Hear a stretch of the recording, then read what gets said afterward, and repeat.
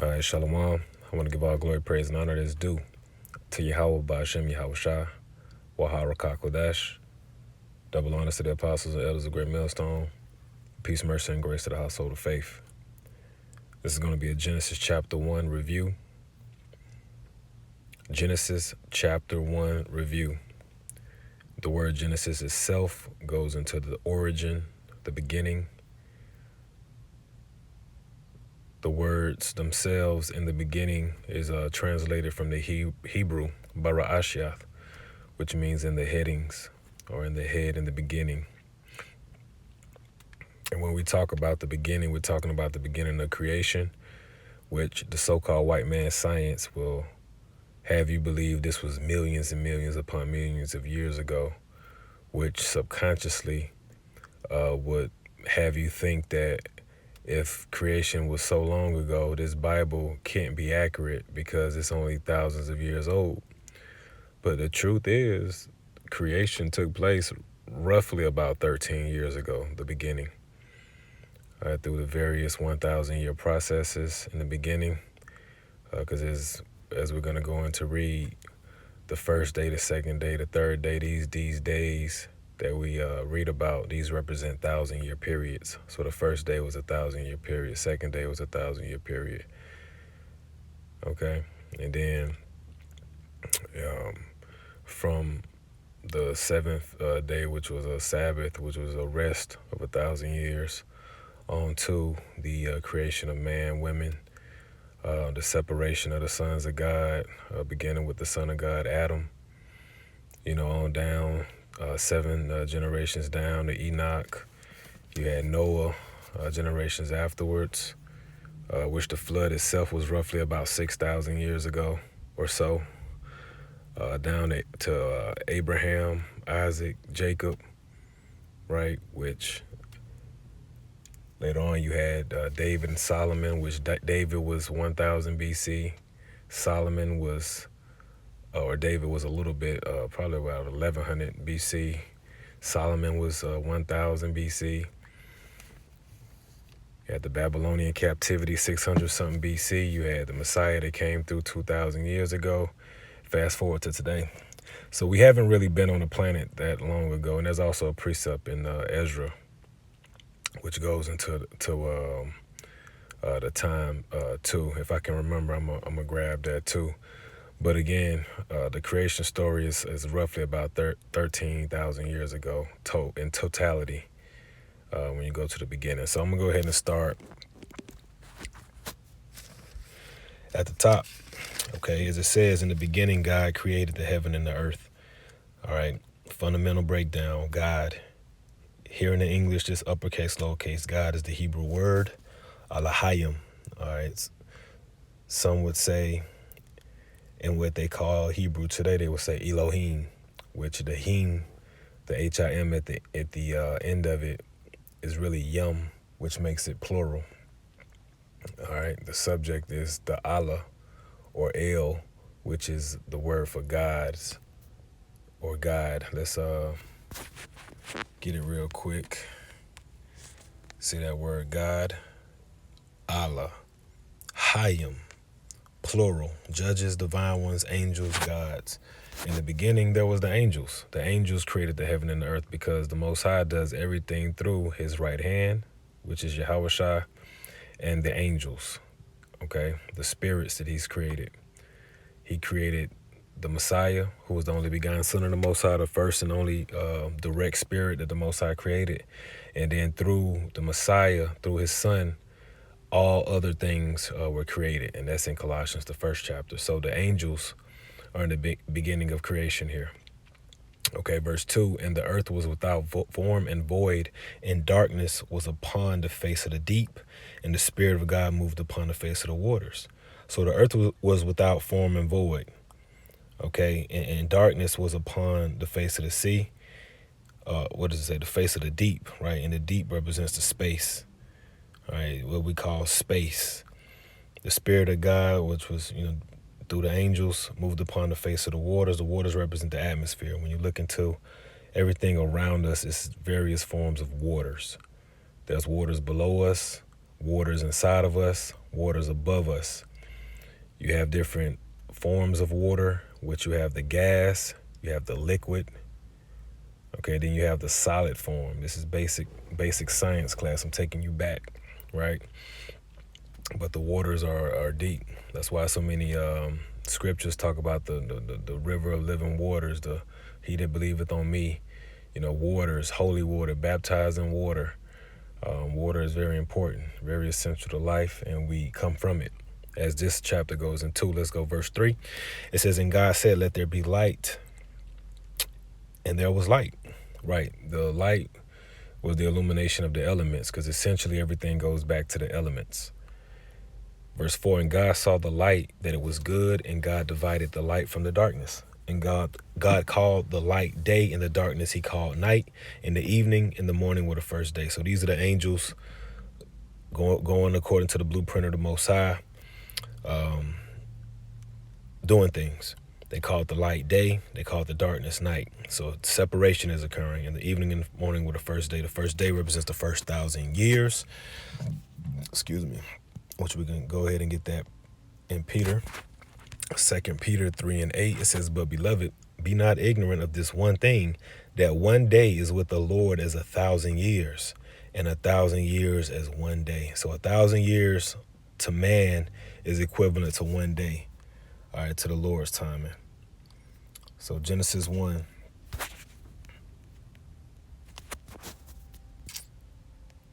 And 6, and God said, let there be a firmament in the midst of the waters, and let it divide the waters from the waters. And the firmament is what Esau would call the ozone layer. Okay, and that's in the midst of the waters above us. Okay, dividing the waters from the waters from above and the waters below. Watchmen from Israel, WFI Cold Cuts is the channel. They have I guess he's the head of that organization. His name is Naquam. He did a pretty good video going into this. I think he might have been going to the same chapter a while ago. And he showed a really good illustration of how this is illustrated. Like basically how there's a bunch of water above us and the Most High dwells within that, in the midst of that water. But and then another precept that comes to mind when you go to Revelation 17, waters are symbolic of people too. Revelation 17:15, and he saith unto me, the waters which thou sawest, where the whore sitteth, are people and multitude and nations and tongues. So people are symbolic of waters as well, because we are mostly water. So going back to Genesis 1:7, and God made the firmament and divided the waters which were under the firmament from the waters which were above the firmament, and so it was so. So let's just pull up the ozone layer just to get a visual of that.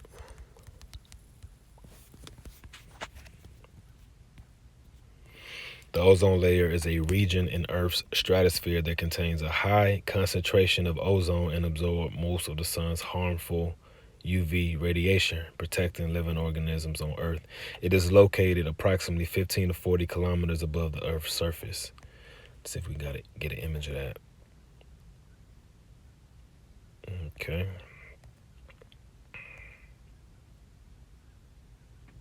Yeah. So it's a layer. It's something that separates the what's above us from below it.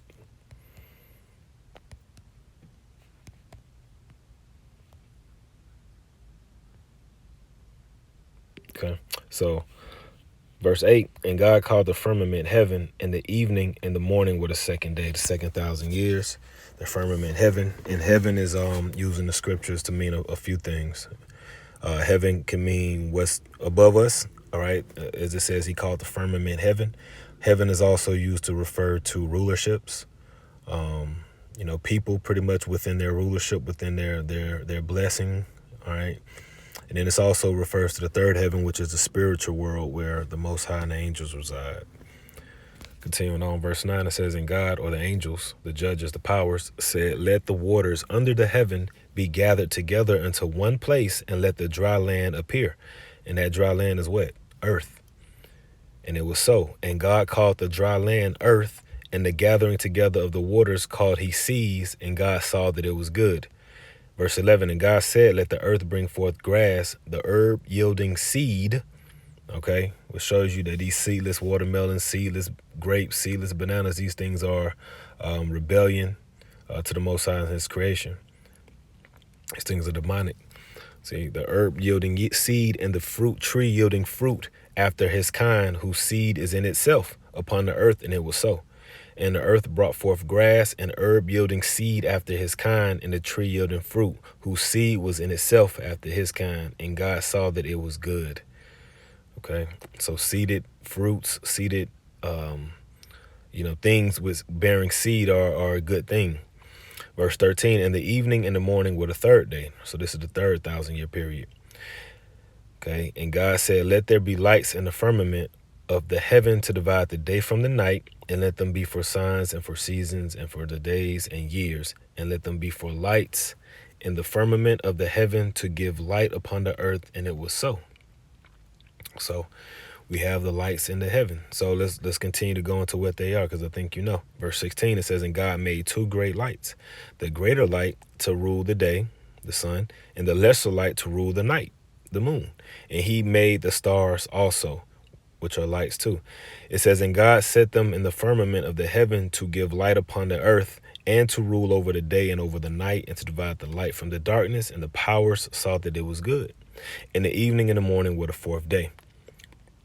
Now check this out, because this is when we get into creation, because most people think that, oh, Adam and Eve were the first person. Well, Adam and Eve don't get brought up into the third chapter. Let's read verse 20. And God said, the angels said, let the waters bring forth abundantly the moving creature that have life, and fowl that may fly above the earth in the open firmament of heaven. See, wherever you have water at, you have life. This is why a body of water is so important to life. Economies, okay, because as we read here, the waters bring forth abundantly the moving creature to have life. And what's included in that? Mammals, humans. Okay, we're included in that, and there was an abundance of humans created at this time. Verse 21, and God created great whales and every living creature that moveth, which the waters brought forth abundantly after their kind, and every winged fowl after his kind. And God saw that it was good. And God blessed them, saying, be fruitful and multiply, and fill the waters in the seas, and let fowl multiply on the earth. And the evening and the morning were the fifth day. So this was the fifth day, the 5,000-year period of creation. This is when life came about. Verse 24, and God said, let the earth bring forth the living creature after his kind, cattle and creeping thing, beast of the earth after his kind. And it was so. And God made the beasts of the earth after his kind, and the cattle after their kind, and everything that creepeth upon the earth after his kind. And God saw that it was good. Verse 26, and God said, let us make man in our image, because man was already created, see, after our likeness, and let them have dominion over the fish of the sea, and over the fowl of the air, and over the cattle, and over all the earth, and over every creeping thing that creepeth upon the earth. So God created man in his own image. In the image of God created he him. Male and female created he them. This is when order comes about. The senses, the things that make us different, that differentiates us from the animals, the lions, the bears, the ability to think. Let's get this precept in, I think it's Sirach 17 and 1. It says, the Lord created man of the earth and turned him into it again. He gave them few days and a short time, and power also over the things therein. He endued them with strength by themselves, and made them according to his image, and put the fear of man upon all flesh, and gave him dominion over the beasts and fowls. They received the use of the 5 operations of the Lord, and in the 6th place he imparted them understanding, and in the 7th speech, an interpreter of the cogitations thereof. Counsel and a tongue and eyes, ears and a heart gave he them to understand. So this is what the example of him, of God saying, let us make man in our image, by giving us these senses. Okay, the ability to make these rational decisions. So let's go back. Okay, so Genesis 1 and 27 again. So God created man in his own image, right? The image of order. In the image of God created he him, male and female created he them. And God blessed them and God said unto them, be fruitful and multiply and replenish the earth and subdue it, and have dominion over the fish of the sea and over the fowl of the air and over every living thing that moveth upon earth. Again, abundantly multiply. It's telling you it's not just one man and one woman. Okay. So verse 29, and God said, behold, I have given you every herb bearing seed, which is upon the face of all the earth, and every tree in the which is the fruit of the tree yielding seed, to you it shall be for meat, for food. And verse 30, to every beast of the earth, and to every fowl of the air, and to everything that creepeth upon the earth, wherein there is life, I have given every green herb for meat. And it was so. And God saw everything that he had made, and behold, it was very good. And the evening and the morning were the sixth day. All right on time for the seventh day, which is the period of rest, the first Sabbath. So I'm going to close here. This was Genesis chapter 1 overview. I pray this was edifying and it made sense. And another point, again, the Yahushua and the angels were in the beginning of the creation. Okay.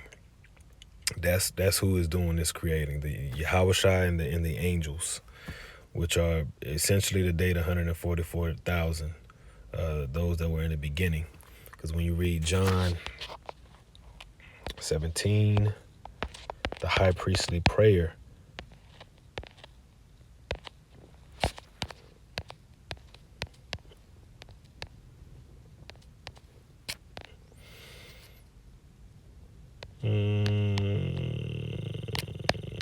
let's see.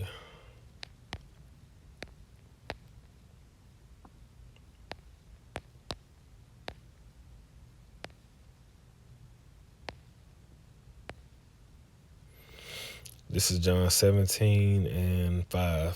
And now, O Father, glorify thou me with thine own self, with the glory which I had with thee before the world was, because Yahushua was involved before these rulerships, these principalities, before everything was created. And again, Colossians, the first chapter, backs that up.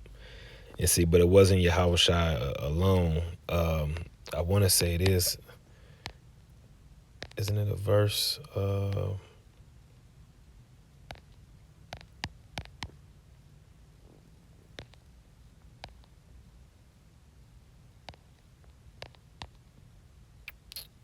Excuse me. Hold on.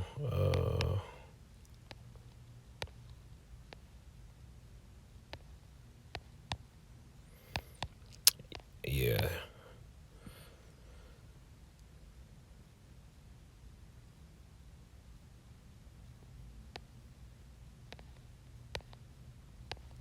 Yeah, so Salakia. I thought it was a verse in here. It might be somewhere else, so I might be tripping. But yeah, these spirits were with Yahushua in the beginning, because he had his first set that he created, and that's who's in the beginning, the spirits in the beginning. So that's the plural. God said, let us make man in our image, the Elohim, the angels, and Yahushua was in the midst of that too. So I'm going to close there. Again, I pray this was edifying, and I'll catch y'all on the next one.